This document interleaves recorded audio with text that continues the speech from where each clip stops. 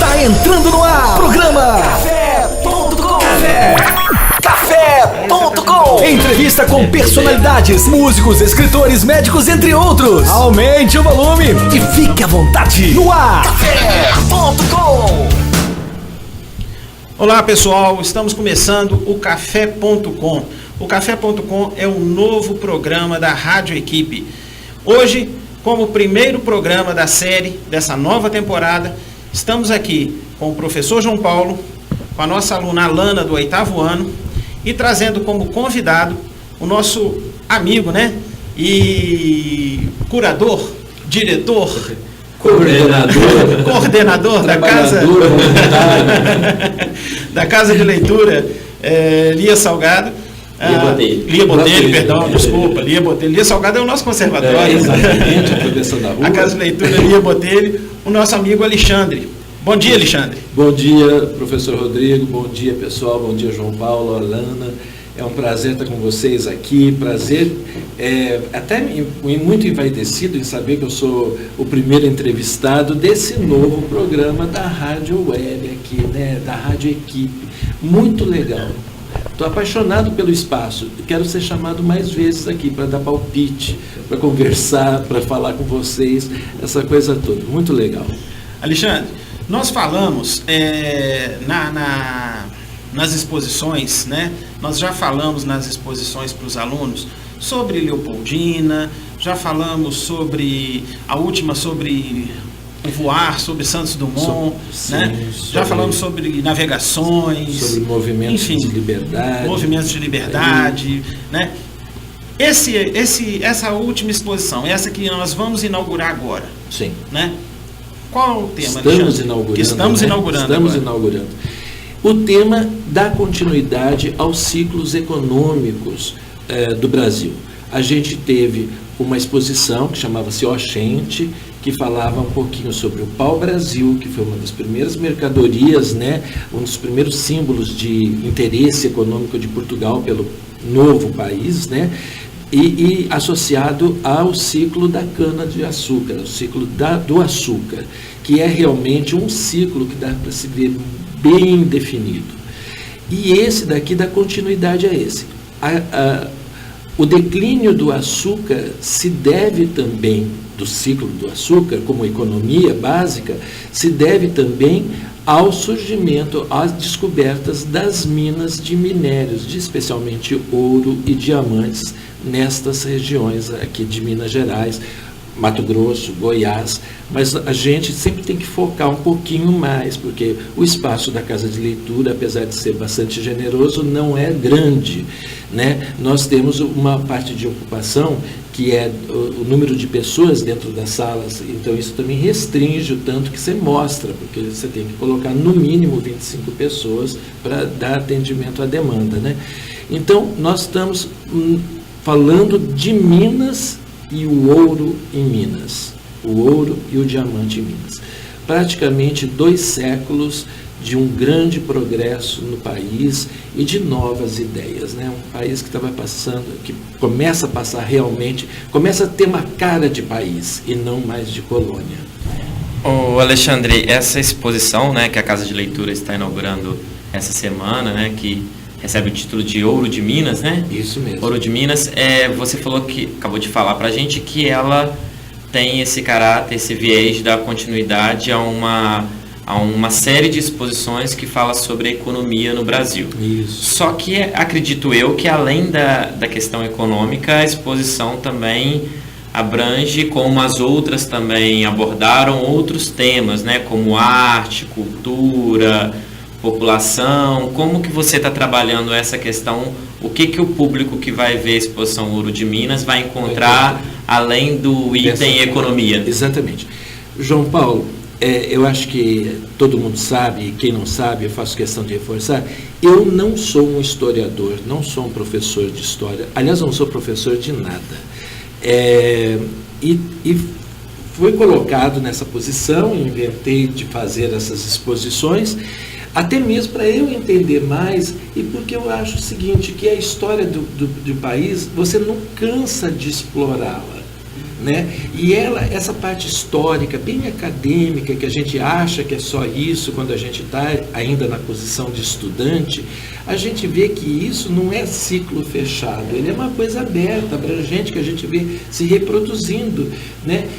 Ciclo do ouro, né? Minas, né? As minas, o minério como um fator importante, e daí nós vemos que 400, 500 anos depois temos Brumadinho, né? Quer dizer, a ganância continua de forma irresponsável, né? É um assunto ao mesmo tempo do passado, mas exatamente, super do presente, e né? tivemos há 20 anos atrás Serra Pelada. Desmontaram serras, né? Daquele formigueiro humano. Esse formigueiro que também existiu no século XVIII, no século XVII, em busca desse ouro, desse Eldorado que acabava de ser descoberto pelos bandeirantes. Mas o que você disse tem mais a ver com a minha personalidade. Eu gosto desse conjunto, dessa mistura de tudo. Eu não consigo ver as coisas muito separadas. Isso é matemática, isso é química. Eu acho que tudo isso dialoga de uma maneira contínua. E como eu sempre tive uma dificuldade muito, muito grande, pessoal, em decorar, então vocês imaginem há 55, 60 anos atrás, o que era estudar história. Era só decorar. Dificilmente você tinha o diálogo que hoje em dia um aluno do equipe vai ter dentro da sala de aula, vai ser levado a um museu, a uma sala de exposição, a casa de leitura não é um museu, a uma sala de exposição, né? Vai ter o jornal, vai ter a internet para falar, vai ter esse programa que leva a informação, né? Então, era muito difícil. Então, eu fui usando os recursos que eu tinha. Eu tinha uma boa memória visual. Então, eu prestava atenção na roupa que eu usava. Então, eu sabia mais ou menos que século que era, ou pelo menos um período grande. Eu sabia que aquilo não era a chegada dos portugueses, mas a roupinha já estava um pouco melhor, era colônia. Depois eu via uma coisa meio uniformizada, falava, bom, isso daqui é república, você entende? Ou império e república. E assim eu ia construindo para mim esses cenários mentais, porque eu não sabia dizer a data. Eu não conseguia dizer a data. A não ser coisas assim óbvias. 13 de maio de 1888. Né? Agora descobri que esse 13 de maio de 1888... Olha, agora, montando essa exposição, descobri que esse 13 de maio de 1888 não é à toa. Era o centenário, era o dia do centenário do nascimento de Dona Maria I, chamada a Louca. E por isso havia uma missa, havia uma celebração, e vamos aproveitar isso tudo e assinar uma lei. Né? Quer dizer, então você vai concatenando. Mas eu acho que ali o bacana é a gente pensar que esse período é um dos períodos mais interessantes e bonitos da arte, especialmente é o período que caracteriza o Brasil. Não há quem passe pelo Brasil que não se encante com o modernismo de um Niemeyer e o trabalho colonial, do barroco colonial, das cidades mineiras, das cidades baianas, né? Especialmente Minas. Essas cidades históricas são patrimônio da humanidade, realmente, com uma beleza incrível. E é um barroco diferente na sua maior parte do barroco, por exemplo, europeu. O nosso barroco é considerado muito rude, muito rústico, muito pobre. Daí, quando fala pobre, você olha para igrejas assim que são cobertas de ouro, de cima e embaixo. Mas a gente não pode esquecer que este ouro que está coberto de cima e embaixo também saiu do Brasil para cobrir o ouro da Europa, que está enfeitando a Europa, né? Sobrou pouco para nós, porque isso ia todo para lá. Fosse por contrabando, fosse oficialmente, mas ia para pagar dívida, essa coisa toda. Então, eu acho que você pode ver a exposição como um conjunto de vida em dois séculos, século XVII, século XVIII, né? Como se vivia no Brasil de alguma maneira. Vocês vão ver uma roupa, um figurino que se tenta se aproximar ao máximo você vai pensar, vai ser levado a pensar por que tanto investimento nas igrejas, né, em termos de barroco. Por quê? Daí, então, vamos lembrar, né, que esse era o momento da Contra-Reforma na Europa. Lutero tinha acabado de tirar todas as imagens de dizer que a Igreja Católica vivia da venda, do comércio, dessa ilusão de imagens, da adoração de ídolos, e condena isso. A Igreja Católica perde um público imenso, pagante inclusive, e ela resolve fazer uma contra-reforma, que é exatamente fazer isso como um catecismo, quer dizer, da forma mais exagerada possível. E nós saímos de um gótico, onde os santos têm todos caras de sofredores, e que tem um desvio de coluna, porque nunca estão retos, estão sempre meio tortos, assim, de tanto fazer jejum, né? E vamos para o drama, que são santas em êxtase, são planejamentos de roupa de uma maneira absurda, é uma riqueza total, é o santo que Cristo não sangra mais, Cristo agora sangra rubis no corpo, né? Então você precisa fazer isso da forma mais exagerada, e com isso lucra o quê? As artes, porque se desenvolve isso. E nós temos essa coisa maravilhosa, né? Que era um continente distante, é um país distante dentro de um continente que ainda estava sendo construído, digamos assim, nas suas diversas ocupações, e nós temos ali uma linguagem própria de barroco, de estilo, que é uma linguagem que tem a cara da gente. Os santos são negros, os santos são mulatos, os santos são brancos com cara de índio, né? E quem trabalhava nisso? Exatamente isso, os negros, os índios, que eram treinados para fazerem esse serviço. E você se sente orgulhoso por poder passar esse conhecimento para as crianças, para os adultos? Olha, eu acho que a palavra orgulhoso é uma palavra bastante forte, realmente. Eu me sinto privilegiado, para ser honesto para você. Não em passar, porque, como eu disse para você, eu não tenho nem capacidade, nem formação, nem técnica, eu não tenho pedagogia alguma para ensinar ninguém. Eu sou confuso na maneira de pensar, porque eu penso por imagens, essa coisa toda. Mas eu me sinto privilegiado por estar numa posição de proporcionar um espaço que faça esse tipo de coisa, né? Eu estou ali como um funcionário, que é o que eu sou, um funcionário da Fundação Ormeu Junqueira Botelho, né? E tenho esse privilégio de poder pensar e realizar coisas que eu mesmo gostaria de ver, né? Eu mesmo gostaria de ver. E para que servem essas exposições, Alana? Elas são nada mais do que um suporte visual para que o professor, para que o aluno, eles mergulhem um pouquinho mais dentro do espaço imagético dessa época, para você imaginar melhor.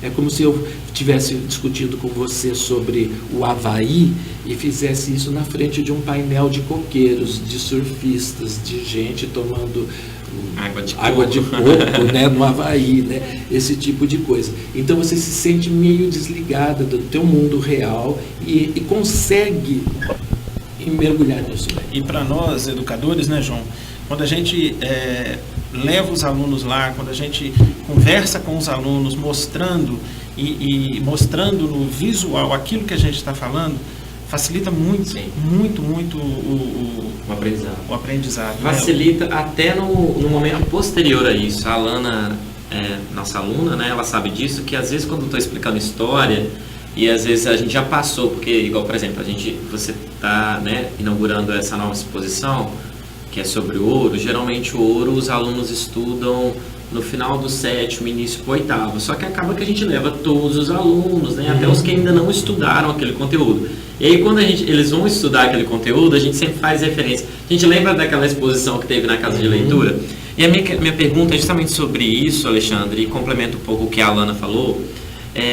tem um autor que fala, eu não vou lembrar o nome dele aqui agora, que fala que precisa de uma aldeia inteira para educar uma criança. Você está falando que você não é professor e tal, mas segundo o pensamento desse autor, não somente a escola, mas toda a comunidade, ela está inserida, comprometida, tem que estar comprometida para educar uma criança. Então eu acho que a casa de leitura, né, tem esse comprometimento e você consegue conseguir realizar, viabilizar isso. Esse compromisso. Então eu queria saber assim um pouquinho de você, como que dentro do propósito da casa de leitura, né, dentro do que ela propõe para a comunidade leopoldina e para as comunidades da redondeza também, porque a gente sabe que as exposições, né, recebem muitas pessoas das cidades vizinhas. Dentro do que a casa de leitura tem como princípio, como que você vê essa questão dela estar contribuindo, sendo essa aldeia, parte dessa aldeia que fortalece e complementa essa educação que a gente precisa dar para as nossas crianças? João Paulo, eu acredito que a casa de leitura, ela tenha, inclusive fisicamente, um papel bastante interessante dentro da nossa sociedade local, por ter sido a casa onde morou o Dr. Ormeu Junqueira Botelho, que foi uma pessoa muito conhecida, que eu não tive a oportunidade, cheguei aqui muitos anos depois dele haver falecido, mas uma pessoa bastante conhecida, bastante importante como empresário, como homem de negócios, como agricultor, enfim, né, um fazendeiro também, um dos criadores da empresa elétrica, da Energisa, e que é a nossa patrocinadora. Como engenheiro também. E como engenheiro. A Catedral São Sebastião. Aqui o ginásio, né, Botelho Reis, uma das primeiras obras dele é exatamente essa, o prédio onde funciona o Banco Itaú, ao lado do Banco do Brasil, ali onde foi o Banco Junqueira Botelho, o Cine Teatro. Banco Ribeiro Junqueira. O que eu falei? Botelho Junqueira? Não, Ribeiro Junqueira, desculpem. Isso aí. O Cine Teatro, né, que foi Alencar, né, que chamava exatamente, Cine Teatro Alencar, e outras casas. A própria Sociedade Rural, ali o espaço de exposições, aquela construção tem um desenho dele. A própria casa de leitura, que é uma casa dele, que foge bastante do estilo, de uma certa maneira, porque a casa de leitura, todos acho que já sabem, é uma cópia de uma construção cenográfica de um filme, né, chamado E o Vento Levou, que foi famoso na década de 50 e que representa a típica construção palaciana, eu diria, das fazendas de algodão do sul dos Estados Unidos, no mesmo século da corrida do ouro nos Estados Unidos também. Tudo é muito engraçado, vai dialogando, vai batendo, vai dialogando. Então, isso é uma grande vantagem. A segunda é ter uma fundação chamada Ormeu Junqueira Botelho, que tem como patrocinador garantido uma empresa como a Energisa. A grande dificuldade de todos nós numa sociedade capitalista é exatamente as formas que nós temos de obtermos os recursos financeiros para fazer as coisas que desejamos. A escola também tem isso e sabe disso, tudo custa, a gente paga, a gente faz, é uma iniciativa privada. A casa de leitura é uma iniciativa privada aberta ao público, sem cobrança de absolutamente nada, que é uma das maneiras que eu respondo também um pouquinho uma parte da sua pergunta. Essa contribuição dela à sociedade onde ela está inserida, né? Como agente social também a casa, como equipamento, né? E a segunda, ou não sei eu em que número que eu já estou nisso daqui, que sou prolixo mesmo, vou me estendendo, mas é exatamente isso, de nós sabermos que nós vamos fazendo as coisas dentro da casa de leitura, sempre em busca de atender um número maior de pessoas que possam se beneficiar realmente delas, né? E a gente usa isso de diversas maneiras. Você disse uma coisa sobre esse autor que você citou, que é muito importante. Você educa no momento em que você não joga o papel no chão. Você está educando, que você não joga o copinho da água que você bebeu, né? Você educa nisso. A gente também educa pela não ação. Não vou brigar na rua, não vou falar alto, não vou ligar o som da minha casa para incomodar o vizinho, esse tipo de coisa. E quando a gente tem um espaço como esse, que tem como objetivo atender culturalmente ou educacionalmente, eu não sei nem como me referir a isso, a um número de pessoas, a gente procura fazer o máximo. E sobre os recursos financeiros, explica mais para a gente sobre isso. Vem só da Fundação? Vem só da Fundação. Essas últimas 3 exposições, que foram Santos Dumont, O Sonho de Voar, a exposição de Natal e a exposição, essa que nós estamos fazendo, ela, na verdade, faz parte de um projeto de lei aprovada pela Lei Estadual de Incentivo à Cultura do Estado de Minas Gerais. É o primeiro projeto que nós temos aprovado. O que nós temos, o que isso nos facilitou? Facilitou o seguinte, que é muito importante explicar. Antes desse projeto, a Casa de Leitura tinha um recurso reservado anualmente para a manutenção da casa como espaço físico e dos seus projetos. Aquilo era fixo, estava ali marcado.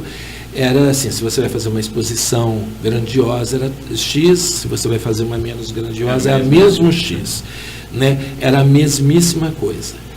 Com a possibilidade de obtermos esses recursos, não diretamente da Energisa, mas sendo da Energisa, através de uma autorização governamental, nós pudemos fazer isso com valores mais expressivos. Por isso nós pudemos fazer as exposições com, eu diria assim, mais conforto na hora de criar. A gente pode se preocupar menos, ficar pechinchando menos, ficar adaptando menos a parte criativa. A gente tem mais conforto. Mas vem tudo da Energisa, Lana. E eu não posso deixar de agradecer a Energisa, não só pela Casa de Leitura, mas lembre-se que a Energisa, ela atua em 6 estados. Eu agora estou aqui, né, fazendo um publi com a Energisa, né? Mas a Energisa já é da gente mesmo, ficamos nessa. Ela atua em 6 estados. Vocês imaginam quantos projetos culturais ela atende em 6 estados? Não estou falando só espaços culturais, porque são muitos, mas estou falando projetos anexos a ela, dentro de 6 estados, né? Então, eu sou super agradecido a isso. Eu acho que a Energisa retorna ao consumidor aquilo que o consumidor dá a ela de uma forma lúdica, de uma forma bonita, de uma forma, né, que às vezes ele não tem acesso. Quantas pessoas que consomem energia elétrica na nossa cidade têm condições de sair daqui e ir a um museu, visitar uma igreja barroca, né? Eu conheço tantas pessoas daqui que nunca foram a Tiradentes, que é pertinho, ou a Ouro Preto, coisa e tal. Nós estávamos conversando sobre isso, né, um dia desses, né? Então, é um momento que, sabe, vai para frente, vai mesmo. São João del Rei e Ouro Preto vieram até Leopoldina. Vem de uma forma engraçada, diferente, lembrando sempre que não é museu, é criativo, é lúdico, é para você olhar, é como olhar para a figurinha da Mônica e ver nela a representação do feminino geral, né? Nós fazemos uma coisa lúdica, nós não temos ali um santo barroco, né? Mas nós fomos atrás de um artista, de um santeiro leopoldinense, que hoje há já muitos anos, mora em Juiz de Fora, faz um sucesso imenso com os seus santos, coisa e tal, e ele fez pra gente em papel. Mas vamos deixar esse assunto para a gente falar no próximo bloco. Tá bom. A gente vai encerrar esse bloco por agora, vamos para o intervalo e já a gente volta falando inclusive sobre esse assunto que o Alexandre acabou de puxar aqui no final. Café.com. Café.com. Aqui seu sonho se torna realidade. Sua festa aqui. Casa de Festas e Eventos Faz de Conta. Você sonha, nós realizamos. Rua 27 de Abril, 177. Contato Zap 999386545. Casa de Festas e Eventos Faz de Conta.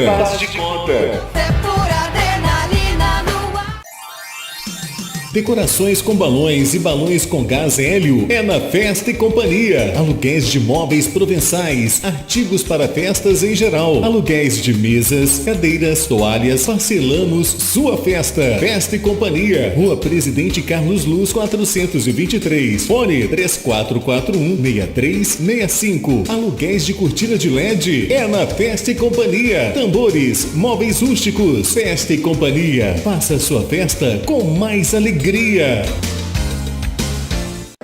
Gente, aquele meu crush americano veio falar comigo. Sério? E aí, como é que foi? Ele disse que gostava de mim. Em inglês. E aí? E aí, conta, amiga. Aí eu respondi, I like you too. E ele? Como assim, e ele? Eu falei em inglês, gente. Tem noção? I'm speaking. Uhul. I'm speaking. No CCAA você aprende inglês como aprendeu português. E quando você vê, you are speaking. Venha se apaixonar também. 3449-6800. CCAA Leopoldina, Rua Padre Júlio 400. A vida pede menos conservantes, aditivos, irritantes. A vida pede mais o que é caseiro, saudável, maneiro. A vida pede um sabor assim, delicioso pra você e pra mim.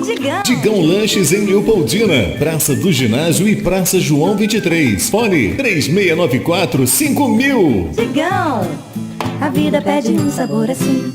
Café.com.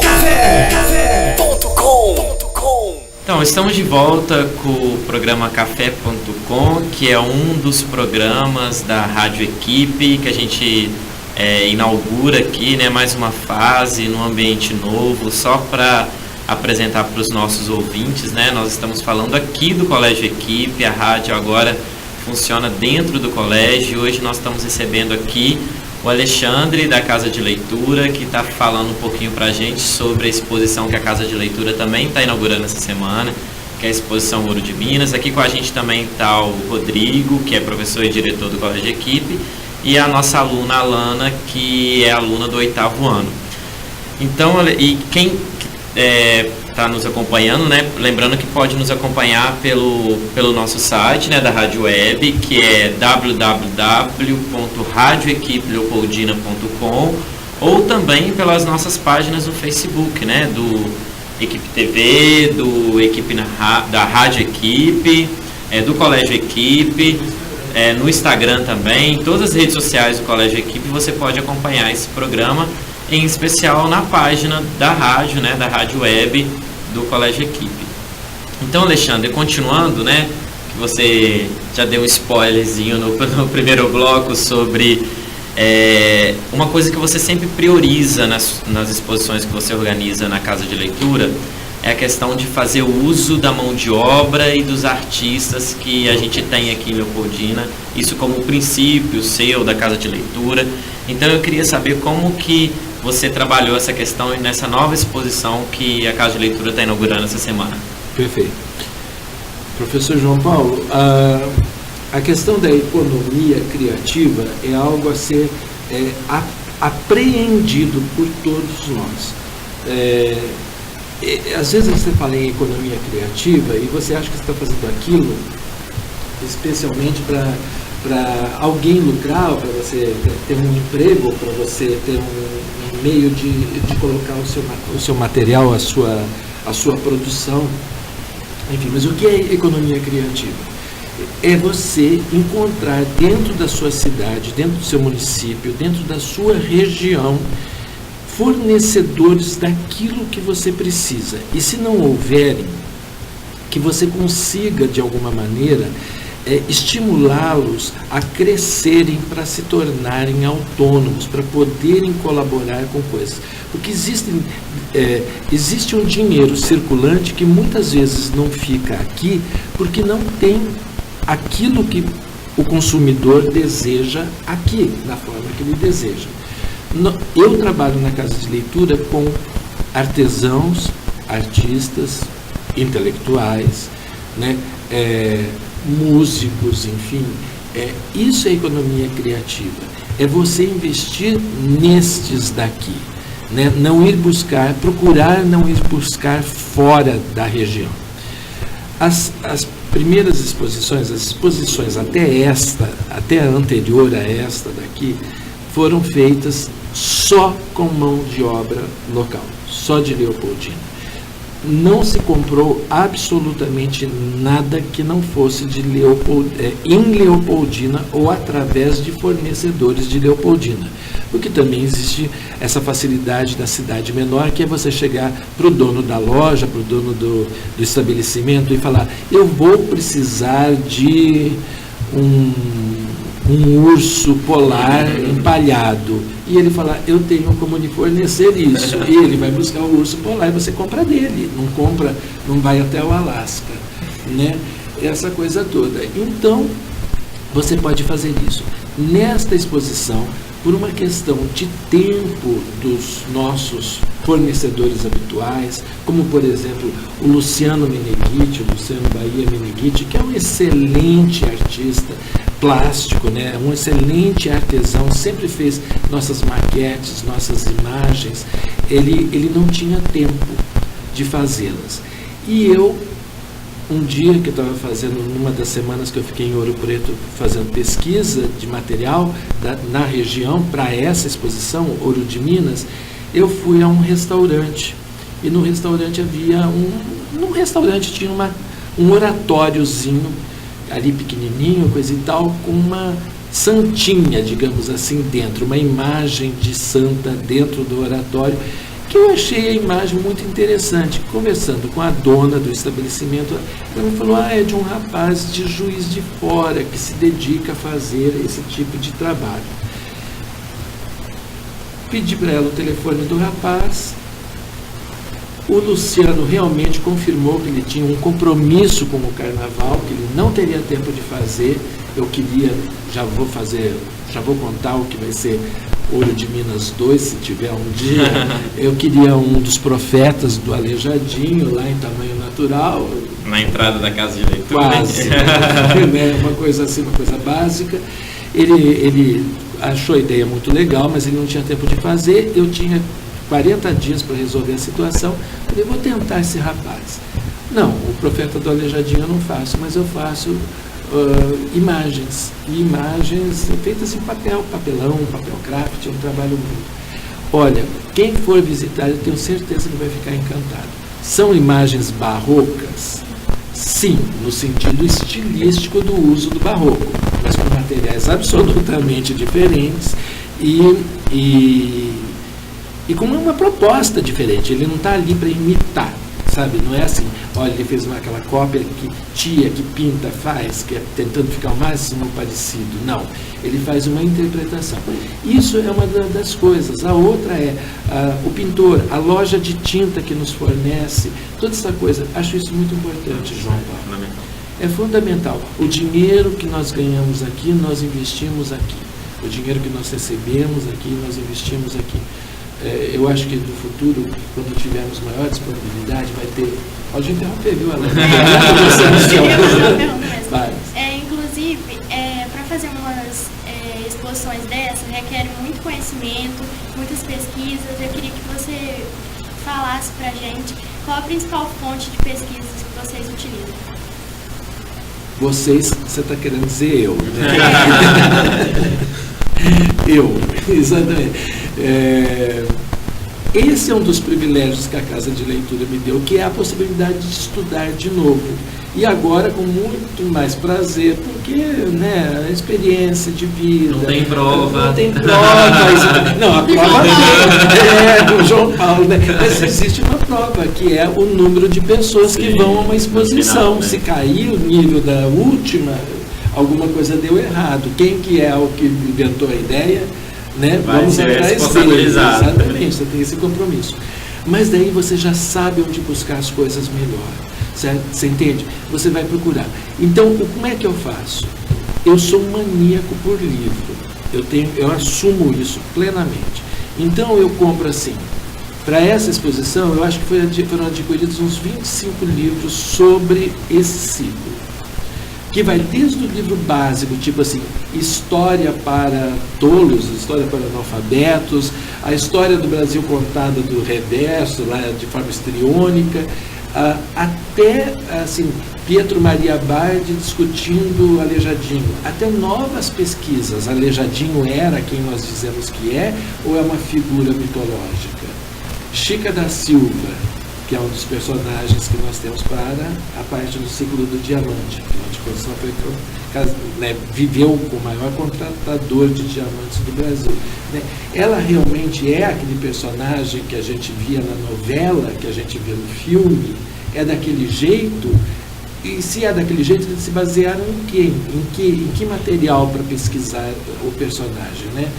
Então, isso tudo é muito legal, mas eu compro uma quantidade homérica de livros, mas muito grande mesmo.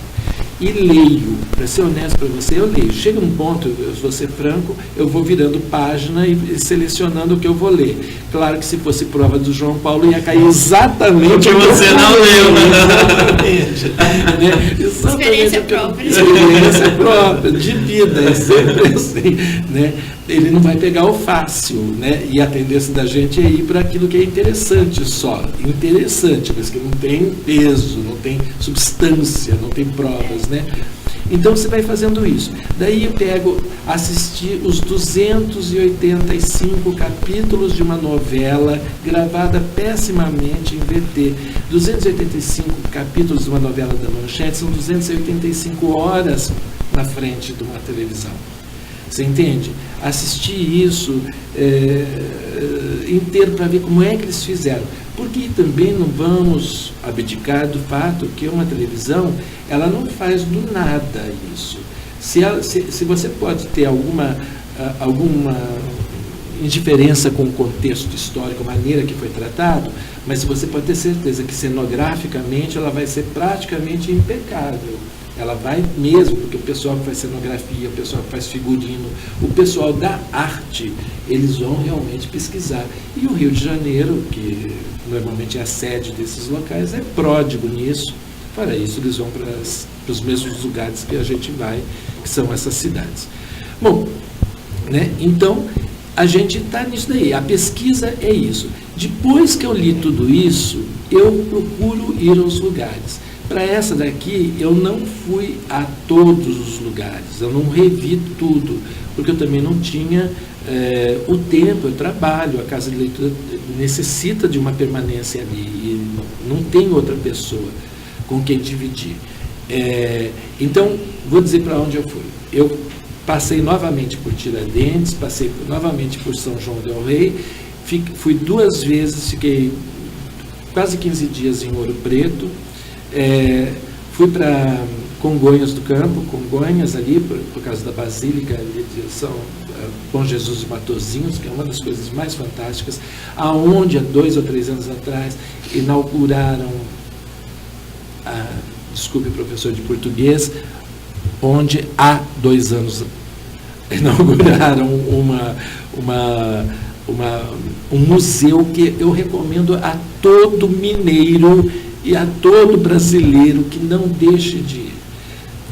Museu de Congonhas, chama-se. É uma das obras mais modernas e mais interessantes, porque ele também não tem nada de verdadeiro dentro dele. Ele tem as fotos do que constitui o acervo de Congonhas, de uma maneira deslumbrante, lúdica, maravilhosa, mostrando como foi feito, como que trabalharam aquilo, foram de um atendimento com a gente sensacional, além de ser um espaço belíssimo, belíssimo realmente.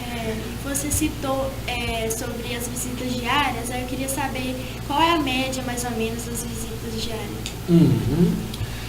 Veja, nós temos, assim, por base, que as escolas levam 25 alunos por turma.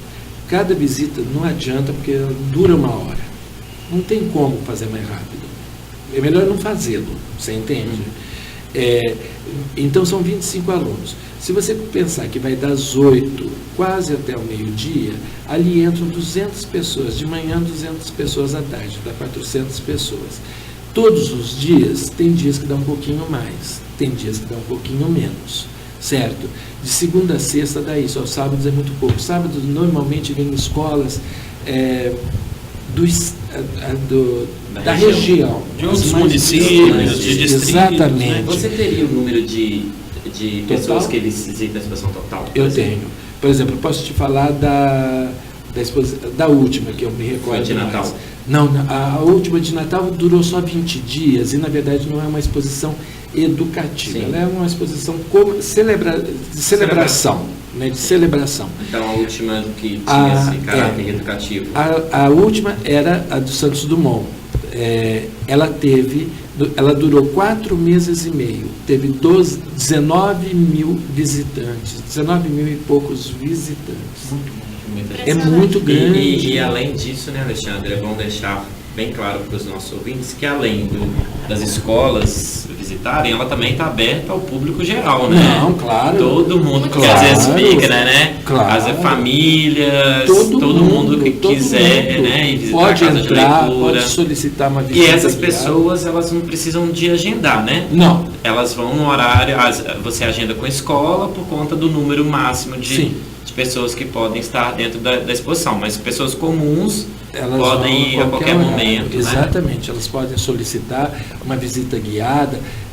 Os clubes de serviço, as secretarias que dão essa assistência social a pessoas mais velhas, mais carentes, elas também elas têm o mesmo atendimento, o mesmo tratamento. Alexandre, deixa eu só voltar uma outra coisa sobre a questão da criação das exposições, que a gente estava falando antes.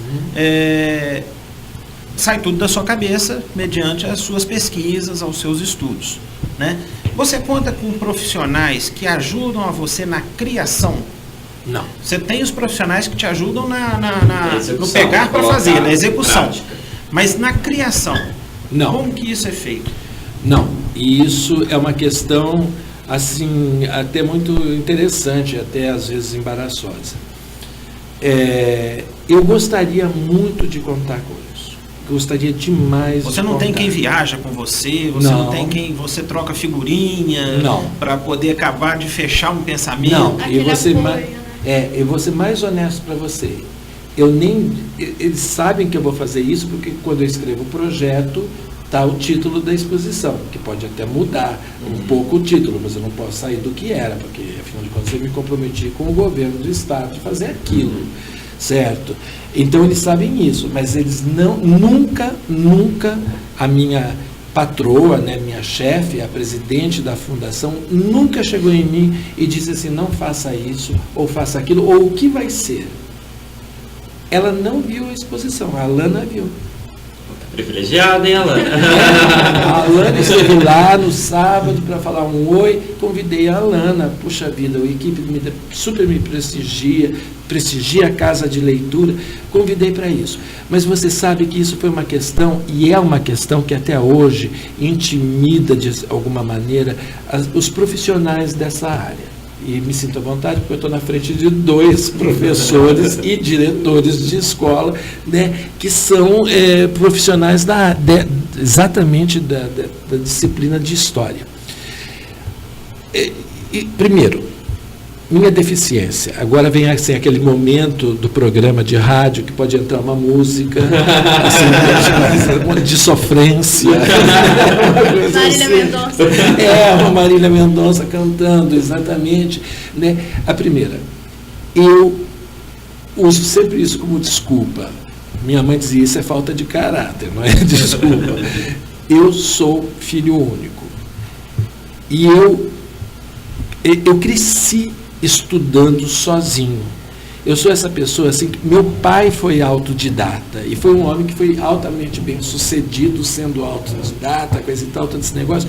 Então em casa tinha o costume de se estudar, de se ler o tempo todo, 24 horas por dia lendo e se estudar. Então eu não sei compartilhar, é muito difícil para mim. Quando eu fui para a faculdade, que daí sim eu era obrigado a participar de grupos de estudo, coisa e tal, eu logo estabeleci um trato.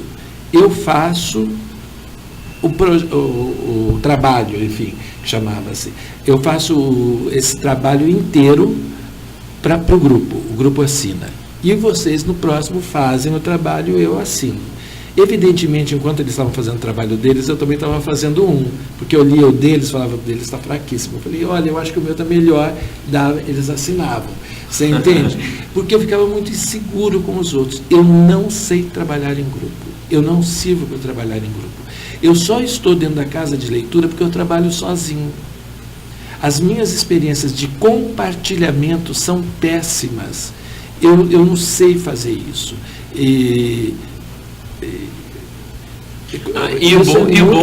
Sim, mas e o bom que você reconhece isso e a gente vê que o seu trabalho sozinho dá frutos excelentes. Né? Porque, por exemplo, a gente, enquanto professor de história, né, que a gente visita todas as exposições, a gente tem observado esse, né, apesar de você afirmar várias vezes, não sou professor nem nada, mas o quanto você pesquisa e se dedica às suas pesquisas, você consegue justamente abordar o que se tem se passado o que se passou pela história. E na verdade uma coisa que é bem importante falar, principalmente com a história, que eu falo muito isso com os meninos, que a história não é uma disciplina estática, ela está em movimento todo momento. E quando a gente vai nas exposições da Casa de Leitura, por exemplo, a gente vê essa nova visão da história inserida nas exposições da Casa de Leitura. Então não é aquela exposição que você vai ver com base numa velha história. Então mostra realmente que essa sua dedicação, esse seu trabalho que você faz com você mesmo, ele tem obtido bastante resultado. Isso é muito gratificante ouvir, professor João Paulo. Mas isso é uma dificuldade, mas eu adoraria que fosse diferente. Eu vou ser franco para você, porque tira de mim essa responsabilidade, tira de mim, inclusive, um peso muito grande que vou dizer uma coisa prática de exposição. Quanto texto eu ponho na exposição para ser lido?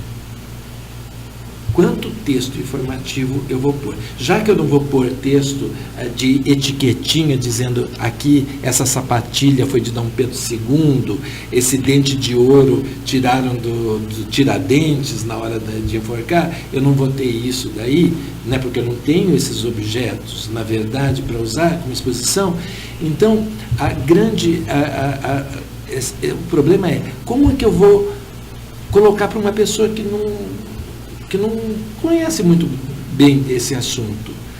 Mas daí, com o tempo, com o fazer as exposições e errar muito, eu aprendi o seguinte: os alunos em 45 minutos dentro da exposição, eles não têm tempo de ler. São 25 pessoas, imagina 25 pessoas parando num texto, um textão. E ainda tem um momento que a gente fica explicando, né? Mas esse é o momento do professor. E se eles estiverem sem o professor, do guia, que no momento sou eu, que vou lá e vou fazer isso. Mas vou lá e, por exemplo, o professor ou qualquer outra pessoa, ele pode solicitar para ver o material que foi usado de pesquisa. Nós sempre fazemos uma sala que é muito mal usada, ninguém pede, na verdade, mas todo o material está lá, inclusive para fazer, para ver, para outras coisas. Achei esse mapa, não tem no livro atual que nós estamos usando na escola, talvez fosse interessante copiar o mapa do livro, sabe? É um material bacana que se junta. Eu sei que o professor tem o dele, eu sei que ele tem as preferências dele, mas se ele quiser expandir, ele também tem, e o aluno também tem. Nós já tivemos, Alexandre, nas exposições lá, exposições guiadas pelos professores, a maioria delas, e já tivemos exposições guiadas diretamente por você, né, onde os professores não atuaram.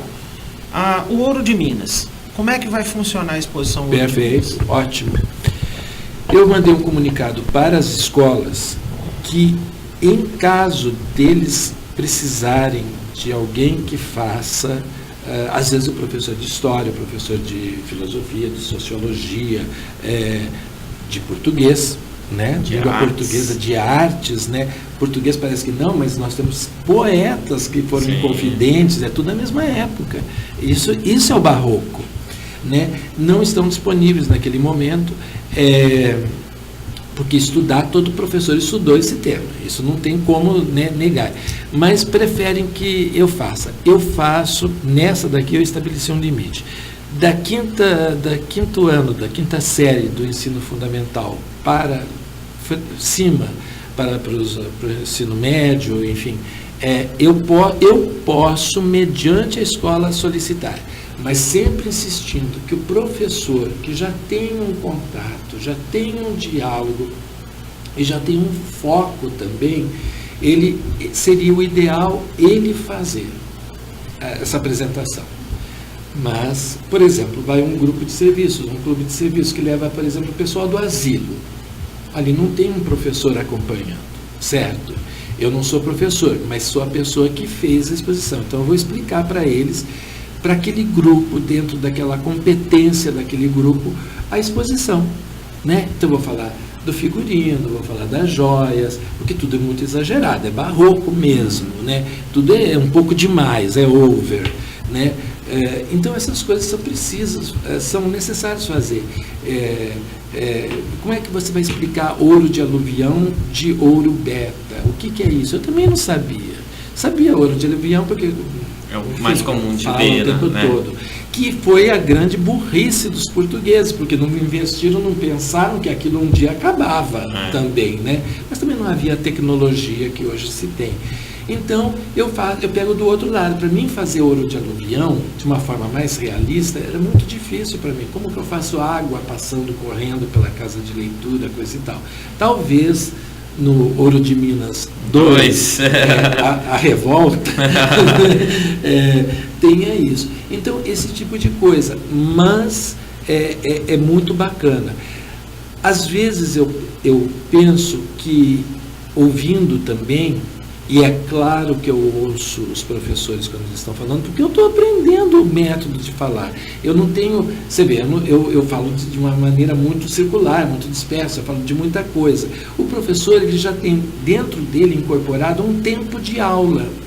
Então ele chega lá, aquilo está condensado, ele fala dentro daquilo. Talvez ele não queira discutir com os alunos, não esteja no momento de discutir com os alunos, o porquê que, apesar de terem vivido anos e anos juntos e ter formado todos os 13 filhos de maneira quase como nobres, por que o João Fernandes de Oliveira, o grande contratador de diamantes, não se casou com a Chica da Silva? Por que ele não se casou? Né? Que é uma fofoca de bastidor, é o que interessa para uma pessoa que não é professor, mas é uma coisa de costumes que é muito importante entender, que o próprio registro civil não deixava. Gente, nós vivemos isso hoje em dia, não deixava por quê? Porque ela era negra, ela não era branca, ela nem era negra, ela era mulata. Ela, né, mas mesmo ela era filha de uma negra, porque negra era quem vinha da África, né? E mulata quem já estava, a mãe dela tinha se relacionado com uma pessoa branca. Então não deixava. Mas hoje em dia não existe isso. Talvez não com esse tipo de racismo de cor, de pele, mas existe esse preconceito que impede das pessoas de mesmo sexo terem os mesmos direitos civis que o casamento reconhece, né? Que pessoas, às vezes, de grupos diferentes tenham isso, né? Tem famílias absolutamente que não deixam filho casar, filha casar. Então, nós ainda temos muito disso. Então, é muito interessante a gente ver essa luta, essa conquista que os grupos minoritários hoje em dia fazem de forma tão explícita, e imaginar como isso era silencioso e dolorido para ambos, porque o contratador, que era brasileiro, foi sim estudar na Europa, coisa e tal, voltou para o Brasil, todo esse negócio, e acabou conhecendo a Chica, esse homem, ele era realmente apaixonado por ela, ele era realmente apaixonado. né? Ele fez de tudo para que isso desse certo e funcionasse, mas o costume da época não permitia que isso desse. Sim, Alexandre, a gente já está chegando ao final do programa, então vamos dar as informações aqui para os nossos ouvintes, né? A exposição Ouro de Minas, ela está sendo inaugurada essa semana. A Casa de Leitura fica aberta de que horas a que horas? Sim. A Ouro de Minas começou dia 20, agora de março, e ela vai até o dia 1º de junho, que é um sábado. Ela fica esse tempo, então todo mundo tem a possibilidade. A Casa de Leitura funciona de segunda a sexta, das 8 às 11 da manhã e das 13 às 17 horas. Segunda a sexta, das 8 às 11, das 13 às 17. Aos sábados, nós funcionamos das 8 às 11 horas da manhã. Não funcionamos aos domingos, não funcionamos aos feriados.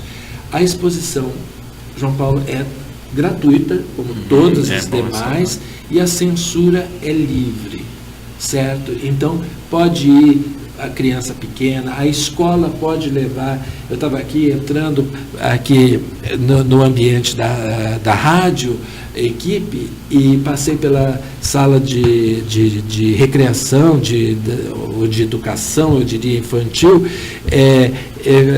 maravilhosa, e estava pensando exatamente nisso. Essas crianças, elas podem ir com seus professores verem a exposição. Eu não vou estar apresentando, porque o professor vai mostrar como é que se morava na casa da Chica da Silva, que é diferente da casinha que eles têm aqui, você entende? Para eles brincarem, aprenderem todos os hábitos de higiene, de contribuição de hoje e como era aquele tempo. Por que eles têm uma pia aqui e na Casa de Leitura tem uma jarra com bacia?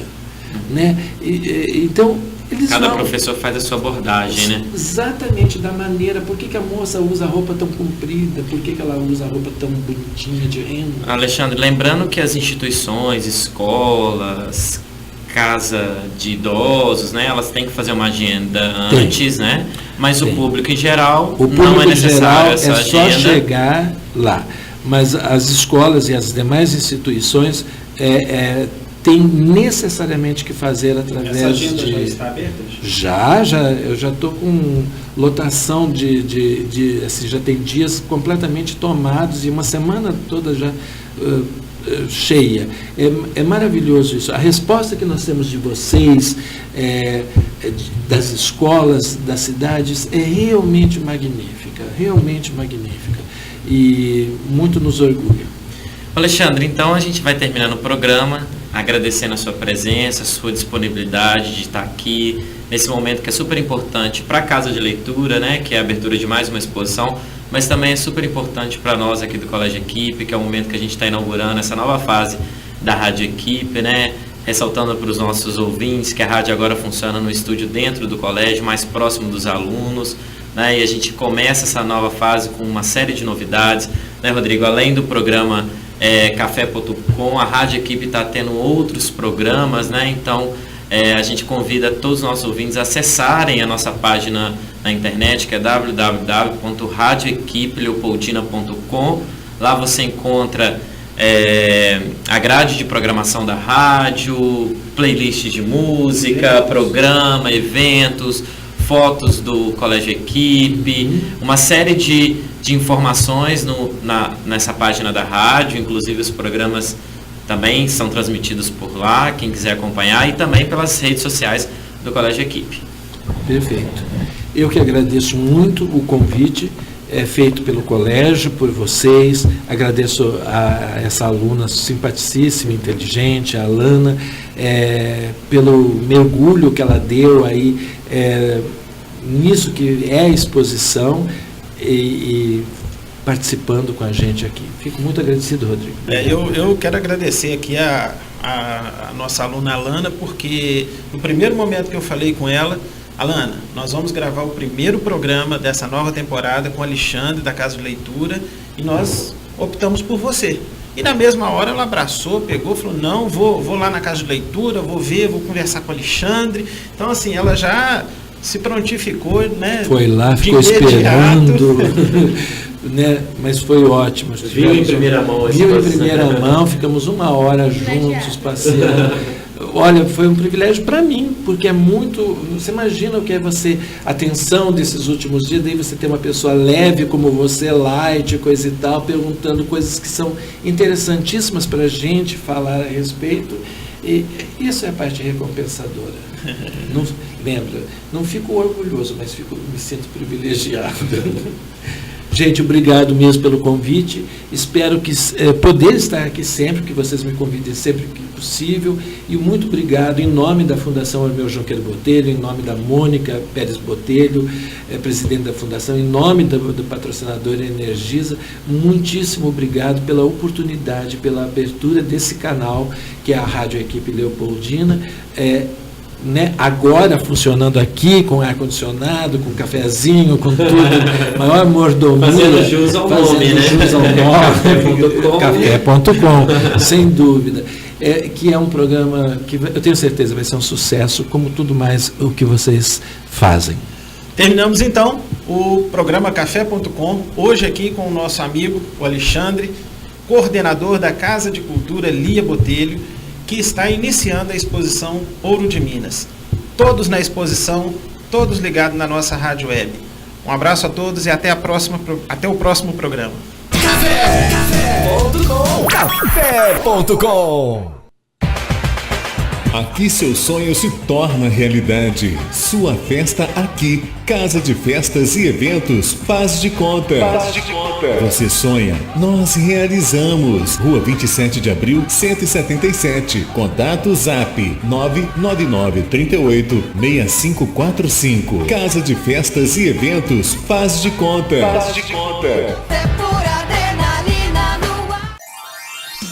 Decorações com balões e balões com gás hélio é na Festa e Companhia. Aluguéis de móveis provençais, artigos para festas em geral. Aluguéis de mesas, cadeiras, toalhas, parcelamos sua festa. Festa e Companhia, Rua Presidente Carlos Luz 423. Fone 3441-6365. Aluguéis de cortina de LED é na Festa e Companhia. Tambores, móveis rústicos. Festa e Companhia. Faça sua festa com mais alegria. Gente, aquele meu crush americano veio falar comigo. Sério? E aí, como é que foi? Aí ele disse que gostava de mim. Em inglês? E aí? E aí, conta, amiga. Aí eu respondi, I like you too. E ele? Como assim, e ele? Eu falei em inglês, gente. Tem noção? I'm speaking. Uhul. I'm speaking. No CCAA você aprende inglês como aprendeu português. E quando você vê, you are speaking. Venha se apaixonar também. 3449-6800. CCAA Leopoldina, Rua Padre Júlio 400. A vida pede menos conservantes, aditivos, irritantes. A vida pede mais o que é caseiro, saudável, maneiro. A vida pede um sabor assim, delicioso pra você e pra mim. Digão Lanches em Leopoldina, Praça do Ginásio e Praça João 23. Fone 3694-5000. Digão, a vida pede um sabor assim. Café.com